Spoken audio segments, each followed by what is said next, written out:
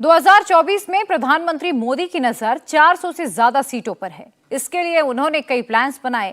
पहला प्लान तो है कि जनता मोदी सरकार के काम को देखते हुए वोट देगी, लेकिन प्लान भी है, जिसका मतलब है कि बेनिफिशियरी यानी कि लाभार्थी। इसका सिंपल हिसाब है, 400 सीट पूरा करने के लिए 50% वोट चाहिए और ऐसे में 100 करोड़ वोटर का आधा यानी कि 50 करोड़ वोटर। ये वोटर कहां से आएंगे? कैसे ये वोटर प्रधानमंत्री को थर्ड टर्म दिलाएंगे? इस पूरी रिपोर्ट से समझिए प्रधानमंत्री मोदी का प्लान बी है क्या। मोदी के लिए कैसे वोट बैंक का ताला खुल गया? 1 फरवरी से कैसे बीजेपी का वोट बढ़ने लगा? आखिर मोदी वोट बैंक कितना बड़ा है? अंतरिम बजट में वित्त मंत्री सीतारमण ने कोई लोक लुभावन घोषणा नहीं की, मुफ्त वाली रेवड़ियों की कोई बात नहीं की, मिडिल क्लास को टैक्स स्लैब में कोई राहत नहीं दी, लेकिन इसके बावजूद बीजेपी का वोट चढ़ना शुरू हो गया। मोदी का 24 में वोट परसेंटेज बढ़ने लगा है और सीटें भी बढ़ने लगी हैं। आखिर कैसे? दरअसल इसका जवाब है बेनिफिशियरी यानी लाभार्थी। देश के 80 करोड़ गरीबों को फ्री राशन दे रही है मोदी सरकार। देश में 25 करोड़ लोगों के आयुष्मान कार्ड बनाए गए हैं। इसके तहत हर परिवार को हर साल इलाज के लिए 5 लाख रुपए मिलते हैं। 11.8 करोड़ किसानों को हर साल किसान सम्मान निधि के तहत 12,000 रुपए दिए जा रहे हैं। पीएम स्वनिधि योजना के तहत 78 लाख स्ट्रीट वेंडरों को लोन दिया गया। योजना के तहत सरकार रेहड़ी पटरी वालों को 50,000 रुपए तक का लोन देती है।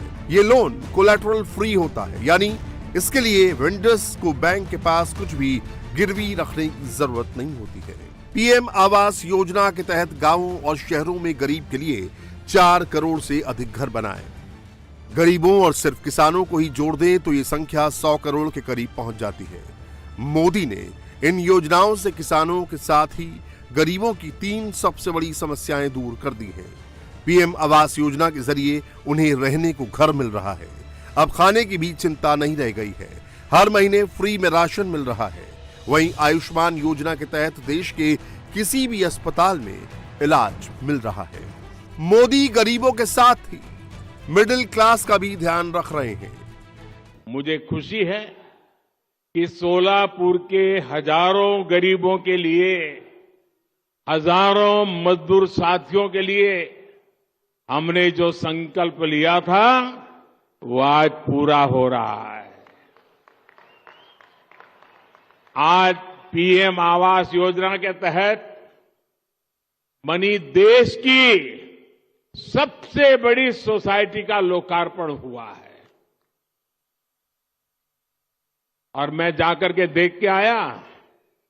मुझे भी लगा कि काश मुझे भी बचपन में ऐसे घर में रहने का मौका मिला।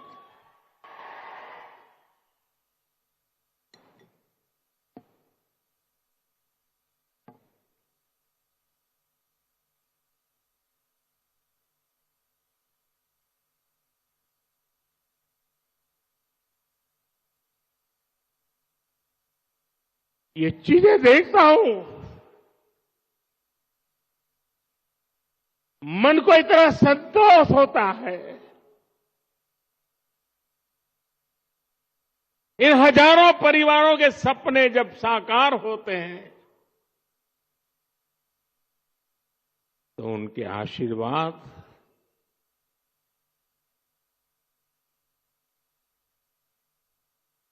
मेरी सबसे बड़ी पूंजी होते हैं। अगले 5 साल में मिडिल क्लास के लिए 3 करोड़ घर बनाने का वादा किया है।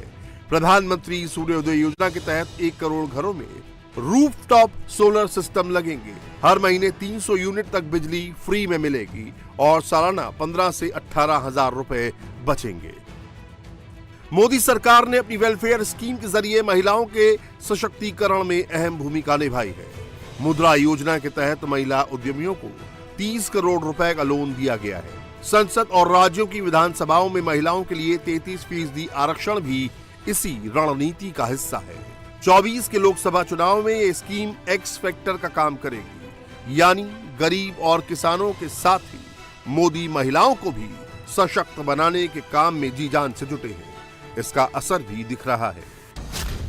NFHS 5 की रिपोर्ट के मुताबिक 2015-16 में जहां सिर्फ 44% महिलाएं क्लीन फ्यूल का इस्तेमाल करती थी, 2019-21 में यह बढ़कर 59% हो गया। 2015-16 में जहां 38% महिलाओं के नाम पर ही घर थे, 2019-21 में वो बढ़कर 43% हो गया।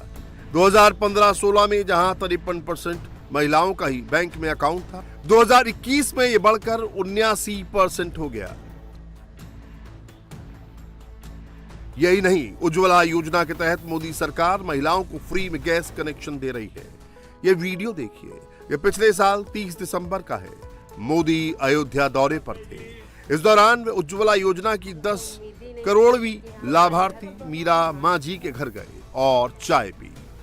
24 के चुनाव से पहले मोदी ने मीरा माझी के बहाने अपनी गारंटी की याद दिलाई। गैस मिला, बिजली मिली, घर मिला, अनाज मिला, वाह, और पानी मिल गया। यानी मोदी ही ऐसा कर सकते हैं।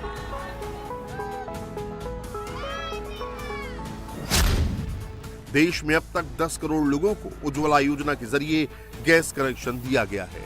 यदि एक परिवार में औसतन 4 लोग रहते हैं तो इसका साफ मतलब है कि 40 करोड़ लोगों को उज्ज्वला योजना का फायदा मिल रहा है, खासकर महिलाओं को।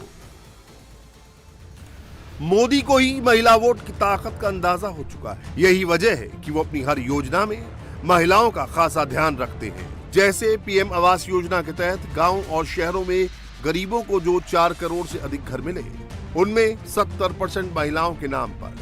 दरअसल मोदी को महिला वोट की ताकत का अंदाजा हो चुका है।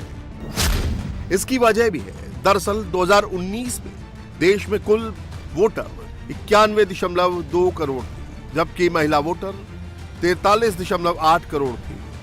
2019 में पुरुषों से ज्यादा महिलाओं ने वोट किया। 2019 में 67.2% महिलाओं ने वोट दिया, वहीं 67% पुरुषों ने वोट दिया।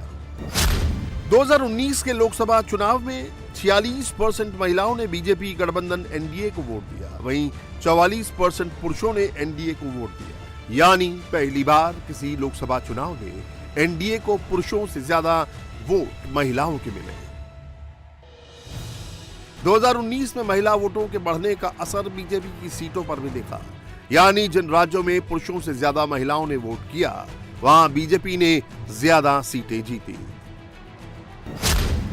2019 में तमिलनाडु, अरुणाचल, उत्तराखंड, गोवा जैसे 12 राज्यों की 200 सीटों पर महिलाओं ने पुरुषों की तुलना में ज्यादा मतदान किया। इनमें से सिर्फ तमिलनाडु और केरल यानी 59 सीटों को छोड़कर 10 राज्यों में बीजेपी को जमकर सीट मिली।